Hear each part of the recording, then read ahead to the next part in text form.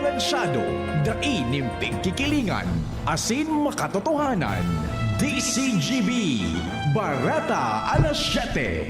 Mga preskong bareta sa lado lokal, nasyonal, internasyonal, asin iba pa. Bareta alas 7. Digdi sa GB, garantisadong bareta.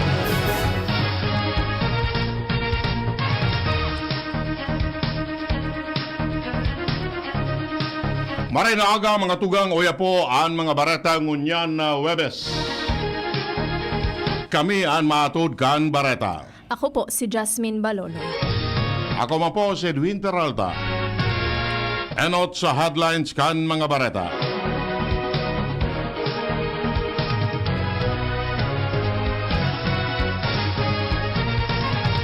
Mga PGA Managed Hospital, hinagad na magsumitir kan sa indang workable plan. Barangay Power Association padagos na nagdadaranin problema sa ibang barangay sa syudad ni Legazpi. Comelec Daraga nag-aviso sa publiko na sa kadakol na polisiya kan full body na dapat ipautob bilang preparasyon sa 2025 election. Baka kay Mayor Edsel Bellesa handang makipagdialogo kay SB Appropriation Committee Chair Councilor Attorney Herbert Bermas may kinaaraman sa Annual Investment Plan para sa taon 2025. Sa lado nasyonal, dinner ni Marcos kay banan ang mga senador inapod ni Executive Secretary Lucas Bersamin bilang social private matter. Mga nakawagas na underwater drones sa nasyon aaksyonan kan DFA. First time sa laog nin 20 taon, BIR nakakolekta nin 2.8 trilyones pesos kan 2024. PBBM siniguruan pondo para sa pagpapatindog nin Virology Institute Building. Sa ibang nasyon, South Korean President Yoon Suk-yeol inarestar para sa questioning. Baretang Sports, panglimang sunod na kapangganahan na kuakan TNT Tropang Giga matapos na daogon ninda an NLEX sa nagpapadagos na 49 PBA Commissioners Cup. Detalles kan Bareta. Enot sa lado lokal. Ang baretang ini hatod sa Indokan. Plemex. Pag may ubo o hika, Plemex agad. Basta lagundi, Plemex. Pig-inganyar ni Albay Acting Governor Glenda Ong Bunggao ang mga provincial government of Albay Managed Hospital na magsumitir kan sa indang workable plan. Ini resulta kan ginibong consultative meeting kan opisyal kay banan ang Chief of Hospital asin admin officers kan 8 PGA Managed Hospital. Naging sentro kan ururon ang presenting sitwasyon asin problema kan kada health facility. Sigun kay Bunggao, para maging sistematiko ang pagsimbag sa mga issue kay puanindang makapag-complete kan workable plan na may magkakanigong rekomendasyon. Nag-uyon man digdi si Provincial Administrator Cedric Daep asin ipigsuwestyon ang pagbilog din short-term asin long-term plan para masimbagan ang mga immediate concern kan mga PGA Managed Hospital para sa matanos na serbisyo pangsalud sa mga albayano. Ang baretang ini hatod sa Indokan Mega One. Ang Mega One ay may 21 sangkap para matulungan ka sa iba't ibang karamdaman tulad ng diabetes, high blood, stroke, arthritis, kidney failure, cancer, viruses, at iba pa. Tumawag kay Doc Joey Bitito sa 0998-975-8121 or 0917-853-8933. Padagos na nagdadaranin problema sa ibang barangay kan Legazpi City ang Barangay Power Association o BAPA kan Albay Electric Cooperative o ALECO. Sa impormasyon na nakalap kan DCGB News, saro kay ni ang Barangay Lamba na pinutulanin supply kan kuryente dahil sa utang. Pigsasabi na one for all for one ang prinsipyo kan BAPA, kaya kung may nagkakautang na ibang konsumidor, nadadamay ang iba na aktwal man na nangyayari sa ibang barangay. Ang siring na problema, Ipigdulok naman sa gobyerno lokal kan Legazpi City kung kaya may pakiuron naman sa Aleco Management na matauanin konsiderasyon ang mga konsumidores. Dahil pa rin final na pizza o schedule kuno arin gigibuhon ang ikaduwang Bicol Loco Festival ngonya na taon.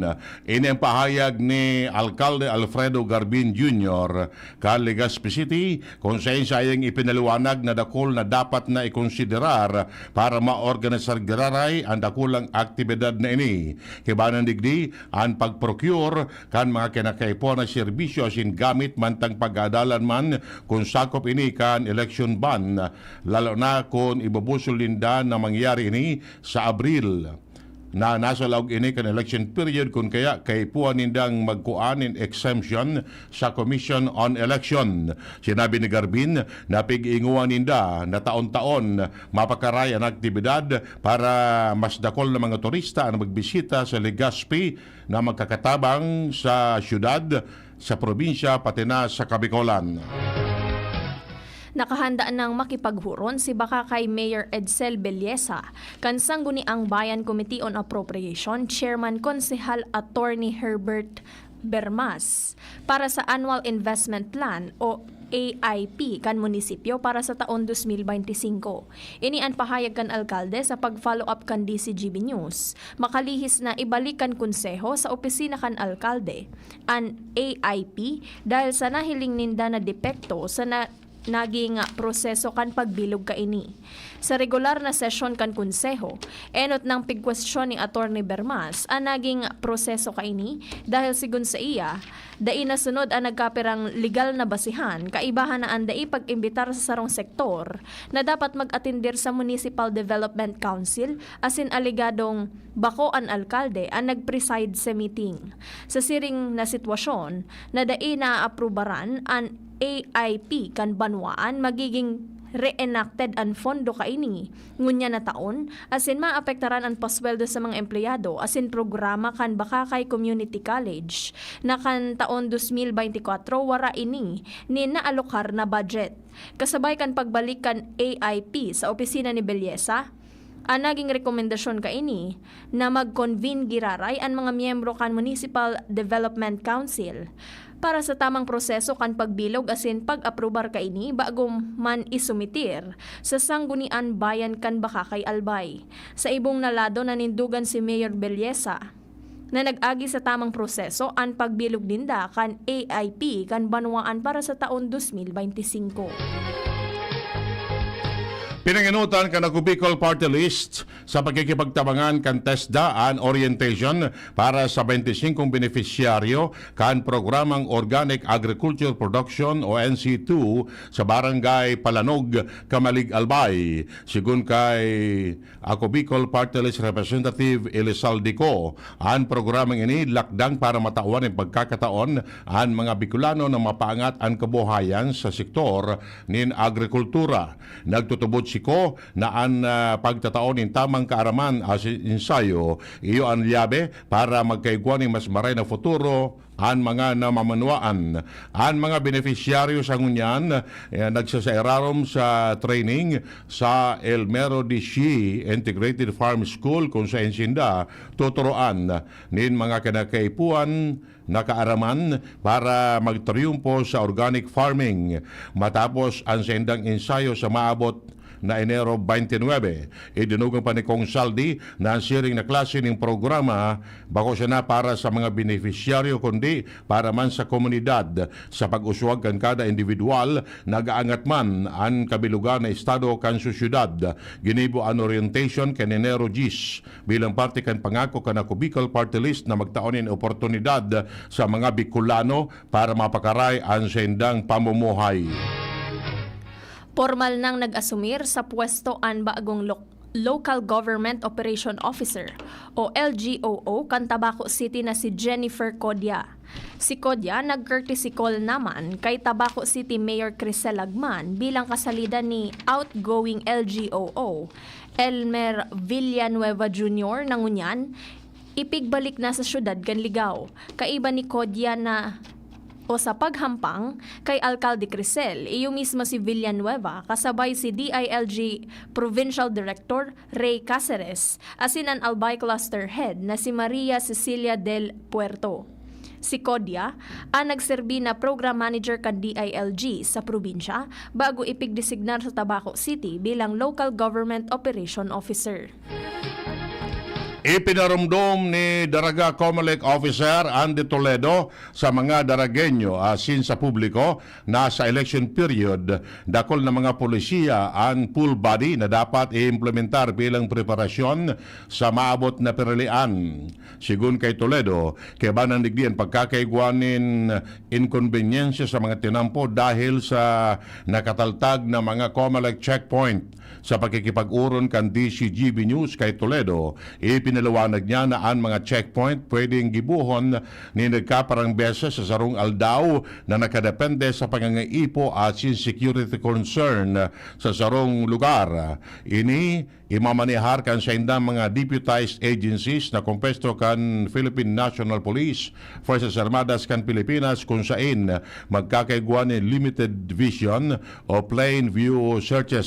Sa checkpoint naman na makikipag-cooperate na po kita every time na napa-flag down kita. Very courteous naman na sa to yung mga kapulisan. Simbagong talato ang mga diit na kahaponan so dahil man ibang mana dapat gibuhonan sa to yung mga operatiba kan checkpoint hanggang visual sales na po.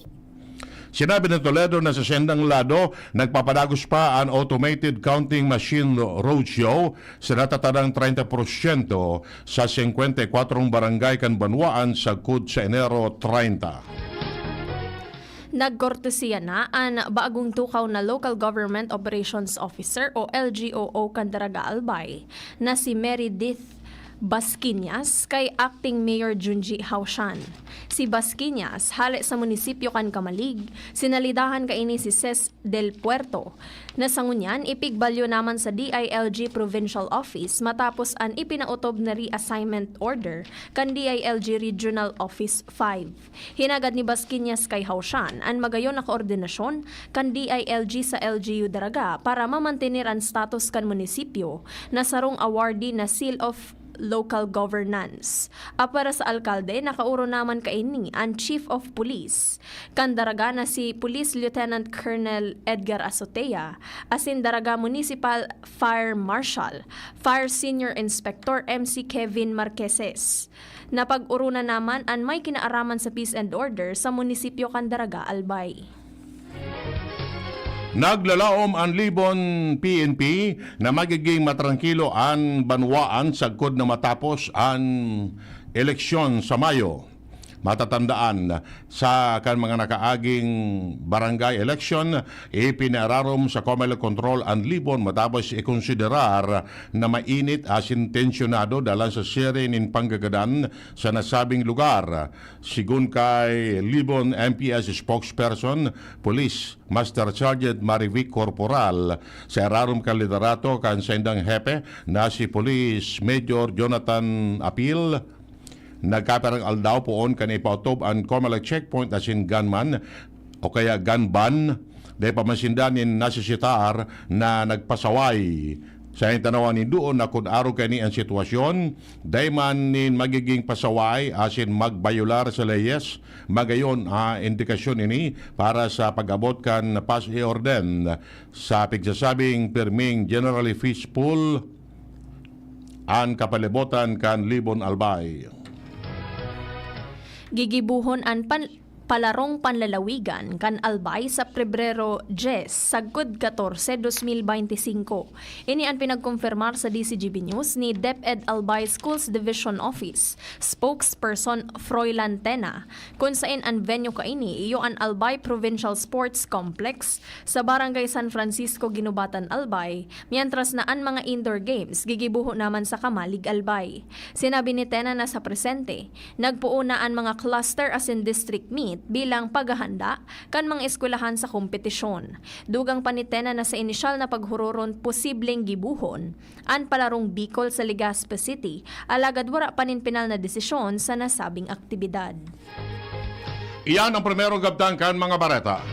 An iba pa pagkatapos kini. At ngayon, ang pinakabago, ang pinaka-epektibong food supplement na mabusising ginawa sa Amerika at matapos ang 3 taon, aprobado na ng FDA. Mega One, ang evolusyonaryong produkto na nagtataglay ng 21 natural na mga komposisyon na nakatutulong upang palakasin ang immune system at ang ating kalusugan. Para sa karagdagang impormasyon, Maaaring pumunta kay Doc Joey Bitito sa Barangay 18, Cabangan West, Legazpi City, kaharap lang ng Bangko Sentral ng Pilipinas. O tumawag sa 0998-975-8121 or 0917-853-8933 para sa free consultation sa natural medicine. bisitahin din ang aming Facebook pages, Mega One-Superfood at MHC Bayanihan Official. Mega One, evolusyon para sa kalusugan. Pre, makinig ka muna. Payong kaibigan lang ha. Work hard, play hard. Yan ang motto ko dati. Pero nakakapagod din pala katagalan. Sa gitna ng lahat ng mga puyat, inom at pagkain ng masasarap, kasama na ang oily at fatty foods, kailangan pa ring bantayan ang kalusugan. Tamang kontrol ang kailangan. Katuwang ko, ang Liverade. May Silimarin na maaring makatulong protektahan ang atay. Cheers to more good times. Be a liver lover. Mahalagang paalala, ang Liverade ay hindi gamot at hindi dapat gamitin paggamot sa anumang uri ng sakit. Ang good drinks at good food, perfect combo. Isama pa ang Liverade para sa kalusugan ng atay. Mabibili sa mga leading drugstores nationwide. Diday, diday ko, diday, diday ko, diday, diday ko. Sa albay, sa tuyang, bistuho na siya. Sarong babaeng matinabang, madangog sa mga inagrangay man. May pagmakulog siya sa probinsyang Albay, ngunya sa tung mamamatean. Ika ako gabos kita magtarabangan para sa progresibong Albay. Diday ko siyang mataong serbisyo sa edukasyon at turismo, maging sa salud, seniors, women's at youths. Abay mahal ko yan si Diday ko. Tanong ni Kuya Kim, anong hanap ng biyahero sa baboy? Tingin pa lang, malaman. Certified Guapig. Pag kinurot, siksik, lusog. Certified Guapig. Mabigat ang timbang. Certified Guapig. Kasi laking Pigrolak. Kagapay for more than 30 Pigrolak years. Ito lang ang may Pigro Builders. Busog sa nutrients. Tingin to timbang, certified guwapi. Noon hanggang ngayon, lamang ka sa malaman. Pigrolak. Paghanap ay vitamin C, C-Tab. Basta C, C-Tab. United Home C-Tab. Abot kayang vitamin C at gawang Unilab. Pag vitamin C, C-Tab. Basta C, C-Tab. Unilab yan. Ascorbic acid is the generic name of United Home C-Tab. If symptoms persist, consult your doctor. Congratulations! Bagal naman yan. Sa Playtime, up to 2% big time cashback. May 3,875 pesos plus free scatter bonuses for new players na fast withdrawal in 10 minutes pa. Playtime for all your gaming needs. Available na sa major e-wallets at playtime.ph. Promo duration is until December 31, 2025. Promo permit number 2024-2508, 2024-0755, 2024-2507, www.tagcore.ph/regulatory. Keep it fun at tagcore.ph. Gaming for 21 years old and above only. Keep it fun. Game responsibly. Figaro, Figaro, Figaro. Birit na sana kaso parang may gumagasgas. Ganyan ang ubong may plemang mahirap ilabas. Mag-Plemex Forte Syrup. Gawa sa natural na lagundi. Tinutunaw ang plema. Pinipigil ang ubo. Ramdam ang hagod ng ginhawa. Sing your heart out. Basta lagundi, Plemex. Mabibili ang Plemex Forte Syrup 60ml at 120ml sa mga pangunahing butika nationwide. Vitex Nagundo L is a generic name of Plemex Forte. If symptoms persist, consult your doctor. Pangarap ay umangat pero minsan ay sanungat. Kabayanin kita sa Ginebra. Ikaw ang inspirasyon. Kahit di madali, katuwang sa bawat sandali. Kabayanin kita. Sa One Ginebra Nation. Pera para sa barangay, ako naman pagbibigay. Kabayanin tayo. Kabayanin kita. Drink responsibly. Sa tapang mo, mas ganado ako. Itaas ang tagay para sa bagong taon. Kabayani kita sa One Ginebra Nation. Drink responsibly. Kung ikaw ay edad 50 pataas katulad ko, may mataas na ang risk ng panlalabo ng paningin. Mas challenging ang pang-araw-araw na gawain tulad ng pagbabasa, pagsusulat, at pagmamaneho. Ang Optin ay may lutin na maaaring makatulong sa kalusugan ng mata, nilalabanan ng epekto ng glaucoma, macular degeneration at katarata. Kitang-kita ang kalusugan. Mabibili ang Optin sa mga pangunahing butika nationwide. Mahalagang paalala, ang Optin ay hindi gamot at hindi dapat gamitin panggamot sa anumang uri ng sakit. Attention! Attention! Mga parantabay, may marhay na bareta! Ang DZGB nasa cellphone na! Yes po! Madadangog na ang DZGB sa saindong mga cellphone. Sa katuyuhan na mas lalo kamong mapagserbihan asin dagdag na konvenyensya sa saindo gabos, ang DZGB pwede nang ma-access sa paagi kan sa indong cellphone. I-download lang sa saindong mga Android phone ang DZGB app sa paagi kang Google Play Store asin Apple App Store asin hanapo ng DZGB Live. I-install sa saindong gadget asin malinig nindong madadangog ang DZGB. Libre po ini. DZGB. Number 1 na, may Facebook Live pa. Ngunyan, may DZGB Live app na. O, ano pang pighahalat nindong mga paraan tabay? Download na! DZGB Bareta alas 7. Bareta alas 7. Detalles kan Bareta sa lado nasyonal. Inapod ni Executive Secretary Lucas Bersamin na very social and private matter ang naging dinner ninda Presidente Bongbong Marcos kay riba ang mga senador pati na si Primera Dama Liza Araneta Marcos. Sigun kay Bersamin, dahil siya kay banan sa mga bisita sa nasabing dinner sa Bahay Pangulo kan Lunes na banggi. Enot kani kan Enero 14 nagpost ang Primera Dama nin mga litrato kan dinner na pig-host kan presidente para sa mga senador. Ang caption kan Primera Dama sa Instagram post kani, "You and had a lovely time catching up with our senators and their spouses as we welcome the new year together." Ipinahayag kan Department of Foreign Affairs o DFA na pag-iisipan nindang magsumitir nin protesta kontra sa mga underwater drone na narecover sa kadagatan kan Pilipinas. Sa irarom kan Article 245 kan UNCLOS, unexpressed consent hali sa coastal state, kinakaipuhan para sa sarong foreign country na magkondukta nin maritime scientific research sa territorial sea kaini sigun kay Undersecretary Eduardo De Vega. Sigon kay De Vega na sangunyan, wara pang nasyon na nagklamar sa pagsadiri kan mga underwater drone. Mientras na sinabi ni Philippine National Police, Maritime Group Director, Police Brigadier General Jonathan Cabal, na base sa saindang pag-aadal hali sa China an submersible drone na narecover sa Masbate. Magigirumduman na kan Martes. Sinabi kan Philippine Navy na may kabilugan na 5 underwater drone ang narecover sa man iba-ibang parte kan Pilipinas.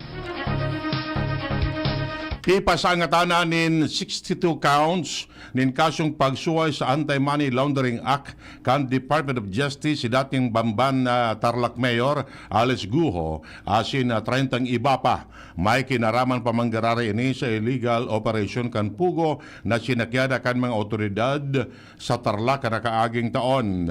Sigun kay Assistant Secretary Miko Clavano, tagapagtaram kan DOJ na nahilingan nin makusog na ebidensya na hali sa illegal na aktibidad araw kan scamming ang kwarta kan mga respondents sa saindang ginamit sa pagbakal nin mga iba-ibang assets. Dayman makapagtaon nin siguradong kantidad in kwarta dahil may mga envelto and bank account asin propiedades na nagkakawat sa bilyones na kwarta an envelto digdi. Sigun pa kay Clavano, nakatala na isangat ang mga kaso sa Manila RTC sa lalong madaling panahon.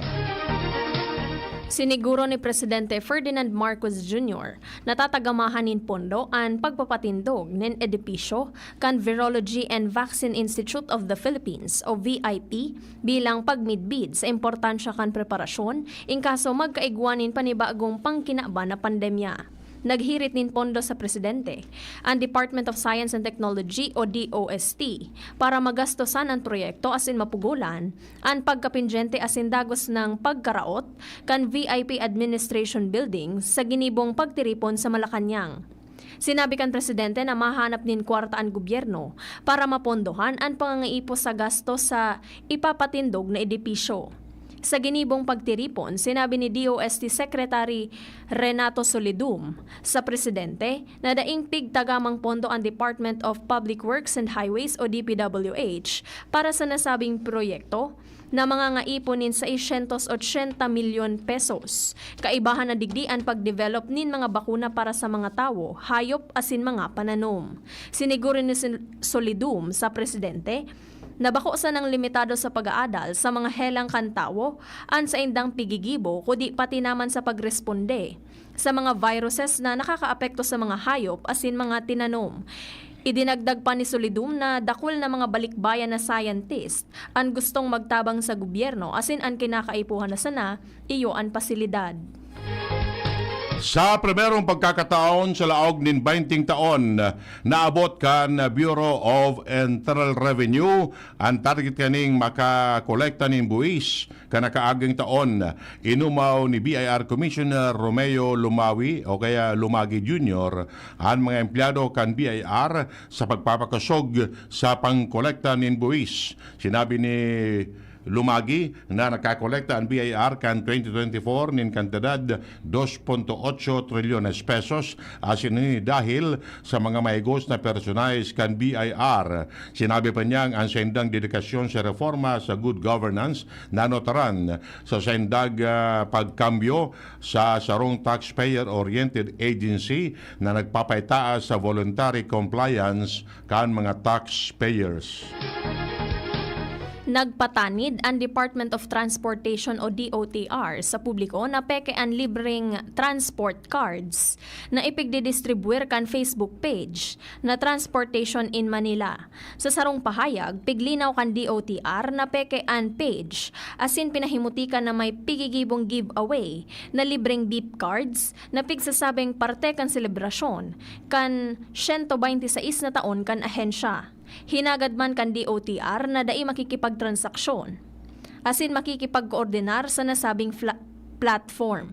Hinagad kan ahensya sa publiko na dai intindihon ang nasabing page asin ang mga pig-officer kaini asin i-report tanganing makortar ang illegal na aktibidad kaini.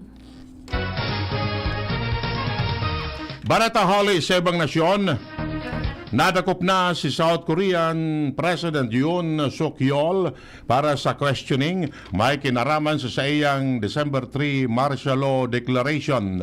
Ini na kaduwang arrest attempt kay Yoon matapos magpalyar anaynot na pag-arestar sa iya kan Enero 3 dahil sa pagtapa kan sa iyang Presidential Security Service sa mga investigador hali sa Corruption Investigation Office for high-ranking officials. Sigun sa mga investigador, isinarbe ninda ang mandamento de aresto kay Yoon bandang alas 10:30 nin aga local time o alas 9:33 nin aga oras sa Pilipinas kan Miyerkules.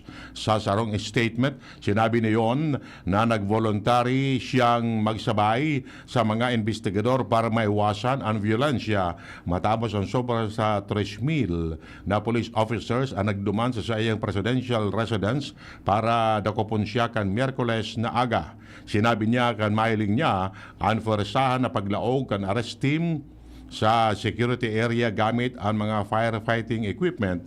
Nagdesisyon siyang magsimbag sa investigasyon kan CIO maski na ini iyo an illegal investigation para mapugulan na magbulos ang dugo. Matapos man magtugot si Yoon na magampang sa investigasyon, inaantabayan siya kan convoy pasiring sa CIO headquarters. Baretang Sports, ginana kan TNT Tropang Giga ang panglimang sunod na kapangganahan matapos na daoguninda ang NLEX sa score na 94-87 sa nagpapadagos na PBA Commissioner's Cup na ginibo sa Ninoy Aquino Stadium. Nangenot sa paggana si Ronday Hollis Jefferson na nagrehistro nin 23 na puntos, 14 na rebounds, 7 assist asin 3 blocks. Igwanang 5 gana asin 2 daog ang TNT mantang igwang tulong gana asin anom na daog ang NLEX. Nasa panduwang pwesto na ang TNT mantang ang NLEX nasa pang-10 na pwesto base naman sa winning percentage. Mientras naman mantinidong daipa man giraray nin gana ang Terra Firma Jeep matapos pamarangkalon kan Blackwater Bossing sa score na 96-86 sa kawat na ginibo sa Ninoy Aquino Kasubanggi. Ultimo sa detalles kang baretan kamugtakan kan panahon nasa linya ang Pag-asa. Kapag dangog kang DCGB, ini po ang baretang panahon tangon niya na Aldao, January 16, 2024. Shearline po ang nakaka-apekto sa eastern section kang Luzon, samantalang easterlies naman ang nakaka-apekto sa Visayas at sa Mindanao. So ngunyan na Aldao, buong probinsya kang Kabikulan po, maging ang probinsya kang Northern Samar, Oriental Mindoro, Marinduque, asin Romblon, magiging cloudy pa rin na may mga scattered rain showers and isolated thunderstorms dulot po kang shearline. Moderato sagod sa makusog na duros halis sa norte sirangan ng Mairal na may moderato sagod sa makusog na pagkukul kang kadagatan. Agwat po kang temperatura tangunyan nasa 24 sagod 29 degrees Celsius. Nagsirang po ang Aldao kasubagong alas 6:12 ning aga, masulno po at siya na alas 5:38 ning hapon. Hindi po sirot pakala kang Pag-asa Legazpi, marahay na Aldao po. Yan mga tugang ang detalyes kan mga bareta ngunyan na Webes. Sa pangaran kan mga pagriba, Mardila, Angel Mustasa, Jenny Balyaran sa Newsbase, Ronald Baldo sa Lado Technical, si Riman Pag-asa. Kami ang nagatod kan bareta. Ako po si Jasmine Balolo. Ako ma po si Edwin Taral na nagsasabing mabalos kan sa inong pagantabay. Masunod na si Mr. M. Yan ang DCGB Bareta alas 7. Abangan giraray sa aga. An hapon, masunod na pagkalipas lang kaini. Tanong ni Kuya Kim, anong hanap ng biyahero sa baboy? Tingin pa lang, malaman.